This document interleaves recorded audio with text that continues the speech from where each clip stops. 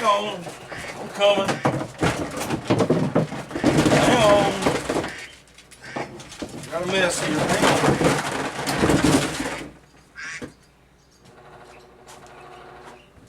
Hey, Bo, what's going on? Not much. Hey, but what's up? Not much. Hang on a minute. Let me turn this fan off so I can hear a little bit better. What's happening?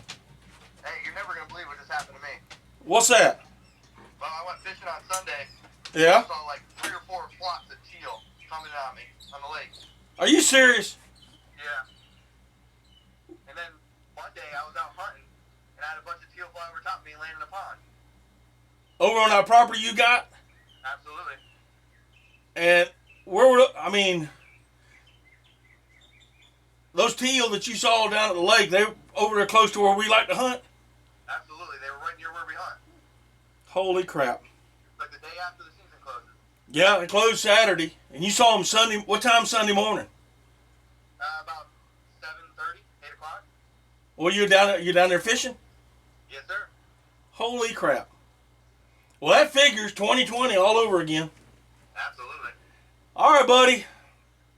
Well, I'm in the shed. I'm trying to get everything packed up and get ready for next season. So, All right. if you see any more, let me know, okay? I just kind of keeping tabs on them. All right. I'll give you a call. All right, brother. Appreciate it. All right, later. All right. Bye. Bye. So, how many times has that happened to you? You get that phone call. The ducks are here. You get down there, the ducks are gone.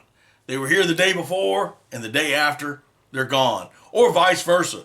The day before, the day you can go, they're not there. And the day that you can't go, they're all there. It's happened to each and every one of us at one time or another during our hunting careers. Hey guys, and welcome back to the channel. Today, I'm going to give you my thoughts and my just general rambling of the 2020 early teal season here in South Carolina.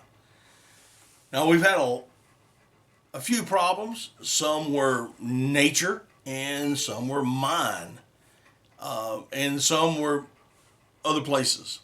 So we're just going to take them one by one and talk about them. First one is the weather. Now, we had good weather here, and we had some cold fronts up north. But even so, the guys that I know up in Virginia, the other duck hunters, other teal hunters, they weren't seeing the amount of teal that they normally see when they start getting these cold fronts. It kind of concerned me in the beginning of the year because I really wasn't sure if we were actually going to see a migration because they weren't even seeing any ducks yet. Another consideration was down here is the water. Now, generally, this time of year, we have low water due to the summer months and lack of rain. But however, this year, we've had a lot of rain. Matter of fact, it's raining right now outside. A lot of water has come down. So the mud flats where the grasses usually grow up, where the invertebrates and snails and the things that the little teal birds like to eat, they were under 2-3 feet of water. A little too deep for a teal to be trying to forage on. So I think with we had just way too much water. I even heard some guys that were talking about going to Florida this year, and they even said there was way too much water down there and there weren't any birds. So they hadn't gotten to us, they weren't in Virginia, they hadn't got here to South Carolina, and they weren't even in Florida.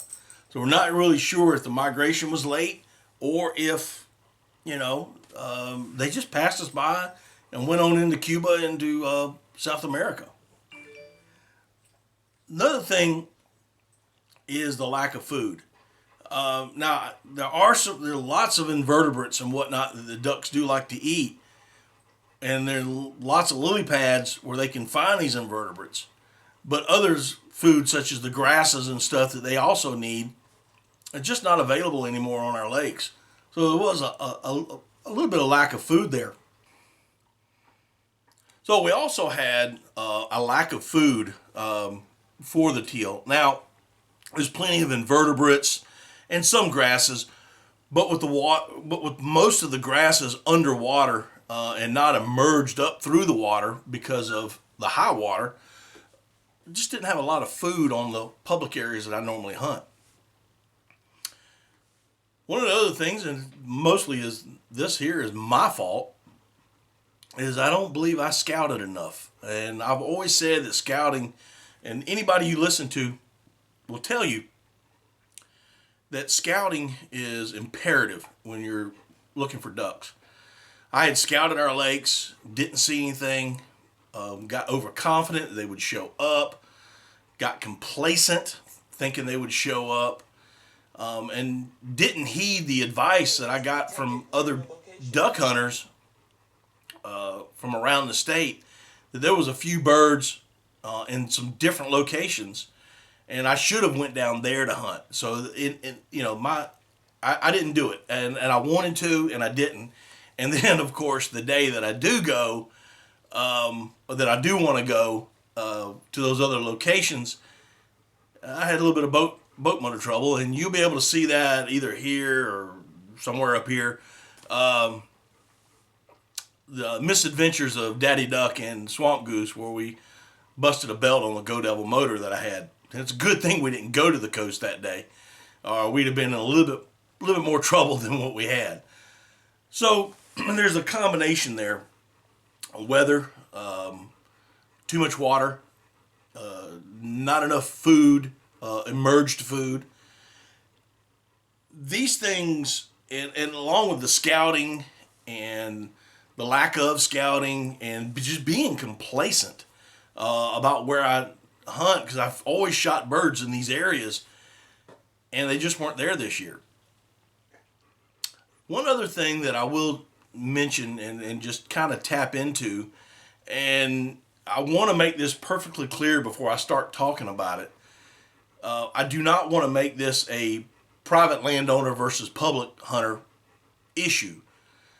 But there are a lot of private property around the area where I hunt that are managed for waterfowl. Generally, they don't start flooding their properties until in October, late October into early November, before the what's commonly referred to around here as the Thanksgiving season. So there's generally a lot more teal out. But there was a few of the private landowners in the area that had planted rice this year, and to attract waterfowl, and they had began to flood just prior to the teal season. I did hear that there was a lot of teal on some of these impoundments, and that, hey, they got food, they're not being bothered. There's no reason for them to get up and fly around. And again, I want to stress this very, very much. I do not want to make this a private landowner versus public duck hunter, because I don't believe in that. A man has a right to do what he wants to do on his property, and I'm 100% for that. But that was another issue. So there was a whole bunch of combined issues. Weather, too much water, lack of food in the public areas, my being complacent on scouting and not heeding the advice to go to other locations around the state, along with the private impoundments being flooded early. You take all of that and you pile it in together, and that's the reason why we didn't have that good of a. Matter of fact, it was the worst teal season that I've ever experienced, where I haven't even fired the gun and only saw like a couple of flocks of teal. And now I'm hearing that their birds are down. So as the migration was late this year, the first wave just got here. I don't know.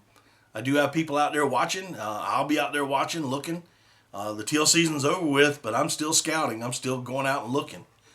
So, like I said, with all these that's going on, with everything, and you combine everything, I think that's the reason why we had the season we did. You know, a very famous waterfowl guide in Louisiana by the name of Terry Shaughnessy said it best. Has been detected near your location. You should have been there yesterday. I'm Matt, and we'll see y'all next time on Daddy Duck 365.